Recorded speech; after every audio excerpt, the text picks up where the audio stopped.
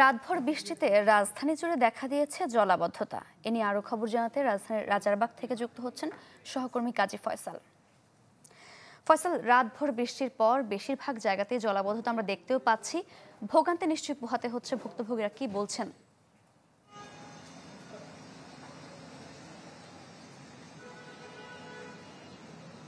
সারিকা, এই রাজধানীতে একটু বেশি বৃষ্টি হলে কিন্তু রাজধানীর বিভিন্ন সড়কে পানি জমে, জলাবদ্ধতার কারণে কিন্তু ব্যাপক ভোগান্তি হয়। আমি এই মুহূর্তে আছি রাজধানীর রাজারবাগে।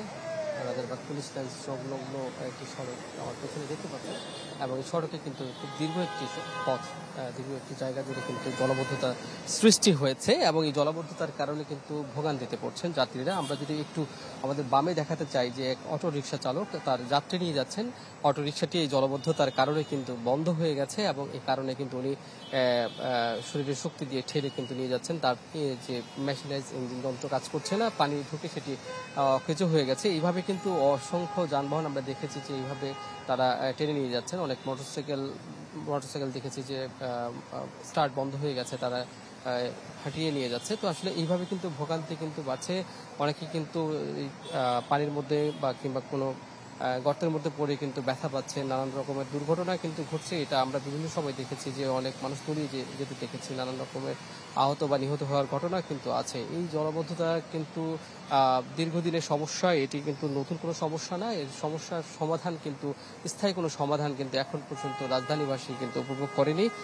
এদিকে যে আবহাওয়া অফিস বলছে, যে আরো একটি খবর বলছে যে আবহাওয়া অফিস আজ সকাল 9টার দিকে যে আবহাওয়া বার্তা দিয়েছে, সেখানে কিন্তু বলেছে যে পশ্চিম মধ্য বঙ্গোপসাগর ও তৎসংলগ্ন এলাকায় যে সুস্পষ্ট লঘুচাপ এবং সক্রিয় মৌসুমী বায়ুর সৃষ্টি হয়েছে সেটি কিন্তু আরো বৃদ্ধি পাবে সেটি বলেছে। এবং পরবর্তী 72 ঘন্টার জন্য রংপুর, রাজশাহী, ঢাকা, ময়মনসিংহ, খুলনা, বরিশাল, চট্টগ্রাম সহ বিভিন্ন জেলায় কিন্তু ভারী বৃষ্টিরও কিন্তু আভাস তারা দিয়েছে। এবং আবহাওয়া অফিস বলেছে যে এই ভারী বৃষ্টির প্রভাবে চট্টগ্রাম বিভাগে কিন্তু পাহাড়ি এলাকায় কোথাও কোথাও ভূমিধসের কিন্তু শঙ্কা রয়েছে। আর রাজধানীতে তো জলাবদ্ধতার যে বিষয়টি সেটি কিন্তু থাকবেই, এবং এই ভোগান্তির কারণে কিন্তু শুধুমাত্র রাজধানীর রাজারবাগ নয়, মিরপুর, ধানমন্ডি সহ বিভিন্ন এলাকায় এই জলাবদ্ধতার প্রভাব পড়েছে, এবং এখন পর্যন্ত পানি কিন্তু নামছে না।